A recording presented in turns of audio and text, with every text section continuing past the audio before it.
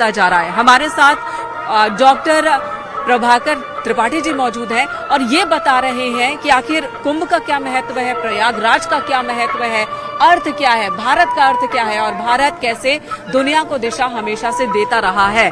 और कुंभ कब से शुरू हुआ है तो इसका जिक्र ब्रह्मा जी के यज्ञ के दौरान मिलता है। तो इस तरह से ये बता रहे हैं इसकी शुरुआत से लेकर के। स्टीव जॉब्स की धर्मपत्नी, कल उनसे मुलाकात हुई थी एंड वो बहुत ज्यादा इंस्पायर्ड है सनातन से। महाकुंभ में वो आई हैं, यहाँ रुकी हैं समझने के लिए। देखिए, सनातन ही दुनिया का एक ऐसा धर्म है जो जीवन को सफलतापूर्वक जीने की प्रेरणा प्रदान करता है। जी, मैंने आपसे कहा, अनुग्रह दानम च सताम धर्म सनातनः, सनातन जिसका आदि और अंत न हो। प्रयागराज के संदर्भ में प्रवेशेषु प्रयागे पापम म्रियति तत्क्षणम, प्रयागराज की सीमा में जैसे ही मानव प्रविष्ट होता है उसके सारे पाप नष्ट हो जाते हैं यज्ञों के कारण। देखिए, आज विज्ञान का युग है, लोग कहते हैं सूचना और प्रौद्योगिकी का युग है। मेनका जी, एक पत्र पर हम एक पता लिखते हैं, जैसे आपका ही पता लिखें आपके मुख्य स्टूडियो का और लिखकर यहाँ पोस्ट में डाल दें तो आपके वहां वो पत्र पहुंच जाता है। कोई एक व्यक्ति कंधे पर तो लेके नहीं जाता, एक व्यवस्था है, एक सिस्टम है जिससे वो पत्र आप तक पहुंच। वैसे हम मंत्रों से जब आहुति यज्ञ में देते हैं तो अग्नि के पुत्र स्वाहा और स्वधा, जब हम स्वाहा कहते हैं तो एक सिस्टम देते हैं, एक व्यवस्था देते हैं और हमारे उस मंत्र के सापेक्ष हमारी उस हवि को, हमारी उस यज्ञ सामग्री को लेकर जिस देवता के नाम पर, जिस ईश्वर के नाम पर हम उसकी आहुति देते हैं वहां तक वो पहुंचता है।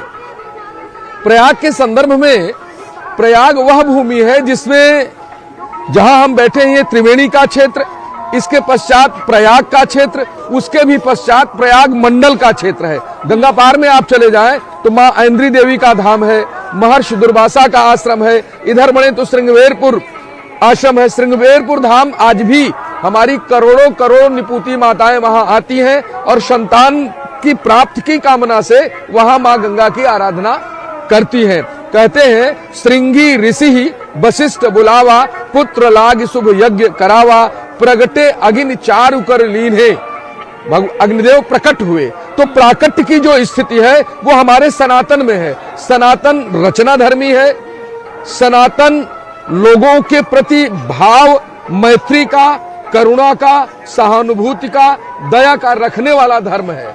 सारे धर्म हम में समाहित हैं। हम संगम की रेती पर बैठे हैं, यहाँ क्या युवा, क्या बालक, क्या वृद्ध, क्या नर, क्या नारी।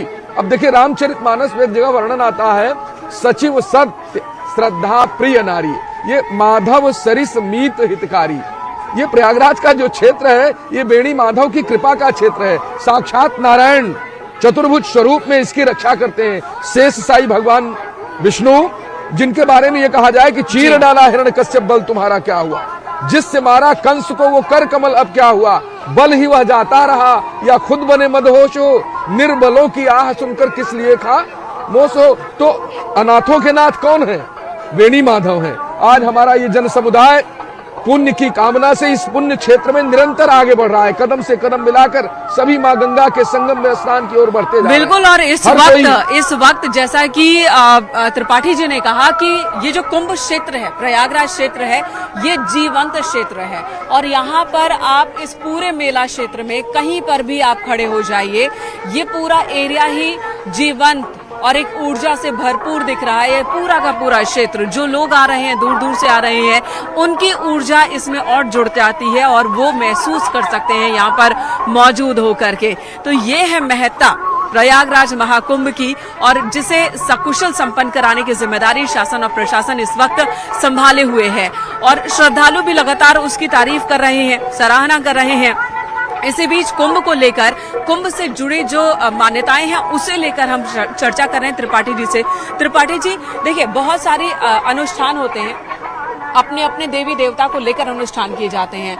कुछ पर्व ऐसे हैं जो माँ दुर्गा को समर्पित हैं, कुछ भगवान भोलेनाथ को समर्पित है, कुछ पर्व विष्णु जी को समर्पित हैं। लेकिन प्रयागराज इतना बड़ा तीर्थ, यहाँ पर आकर कुंभ में स्नान करना, ये किस देवता को है? देखिए, ये तीर्थराज है।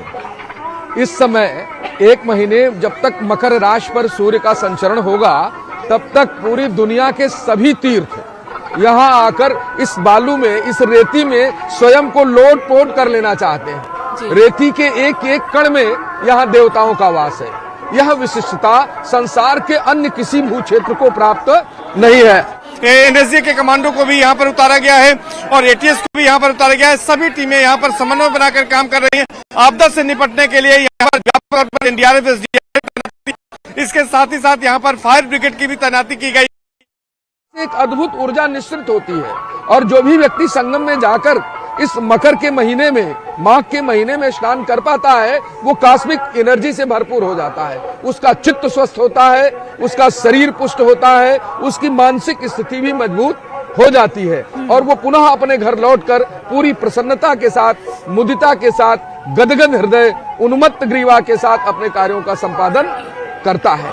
यह एक माह का महीना व्यक्ति दूर दूर सुदूर क्षेत्रों में, कोई पैदल चला रहा है, कोई गाड़ी मोटर से चला रहा है, कोई कैसे चला रहा है, आपको पता नहीं चलेगा। करोड़ों करोड़ श्रद्धालु यहाँ आते हैं बिना किसी बुलावे के। हम लोग एक छोटा सा कार्यक्रम करते हैं तो निमंत्रण पत्र देते हैं। बिल्कुल। यहाँ कौन सा निमंत्रण पत्र है? लोग चले आ रहे हैं और अनुशासन, मर्यादा, आदर्श ये देखते बनता है। यहाँ के श्रद्धालुओं में शांति, सौमनस्यता, एक दूसरे के प्रति आदर का भाव, एक दूसरे के प्रति प्रेम का भाव, एक दूसरे के प्रति सहयोग का भाव उनकी 5 कर्मेंद्रियों और 5 ज्ञानेंद्रियों में स्पष्ट दिखाई पड़ता है। लोग भीड़ में चले जा रहे हैं, कोई किसी से आगे बढ़ने की चेष्टा नहीं करता, ठीक है, अपनी बारी का इंतजार करते हैं। बिल्कुल, और बारी का इंतजार कर रहे हैं। और संयम देखिए कि ठंड में कपड़े उतारकर घाट पर खड़े हैं, लेकिन इस बात का इंतजार कर रहे हैं कि जो पहले नदी में उतरा है वो स्नान करके बाहर निकल जाए तो फिर हम उतरे। ये है संयम, ये है अनुशासन। ठंड लग रही है, ठिठुर रहे हैं, लेकिन वहां पर भी संयम दिखा रहे हैं। आपसे ये भी जानना चाहेंगे कि जो स्नान का महत्व है, तो क्या डुबकी की संख्या भी महत्व रखती है कि कितनी डुबकी लगानी है, कितने बार स्नान करना है, एक दिन में कितने बार, कुल कितने बार स्नान करना है? देखिए, हमारी संस्कृत में त्रिकाल संध्या का महत्व है जी। हमारे जो सन्यासी हैं, हमारी जो परंपरा है, देखिए एक तो हम लोग गृहस्थ आश्रम है, तो धन्यो गृहस्थ आश्रम। गृहस्थ आश्रम धन्य है क्योंकि सभी आश्रम हमारे गृहस्थ आश्रमियों से ही आगे बढ़ते हैं। मेनका जी, भारत ही मात्र एक ऐसा देश है जहां वर्ष में 2 बार हम अपनी बेटियों को थाल में खड़े कर उनका पद प्रक्षालित करते हैं, फिर उसका आचमन लेते हैं। स्नान दिन में हम 3 बार करने का विधान है, पर यहाँ गृहस्थ आश्रमी जब आ रहा है, संगम पर पहुंचकर, आज पौष पूर्णिमा है या कल मकर संक्रांति होगी, अग्रेतर हमारे जो महापर्व है जिनमें मौनी अमावस्या, बसंत पंचमी, एक बार भी वो गंगा में डुबकी लगा लेता है जी। अपनी सामर्थ्य के अनुसार, क्योंकि हमारी संस्कृति ने जो विधान किए उसे कठोर नहीं बनाया, सरल बनाया। जैसे कोई वृद्ध है, एक बार भी अगर वो गंगा में डुबकी लगा ले, संगम में डुबकी लगा ले, तो उसे पुण्य फल की प्राप्ति हो गई। युवा है तो 3 बार, 5 बार, 9 बार। जैसी शक्ति वैसी भक्ति, और ये सनातन में ही इजाजत। और ये जो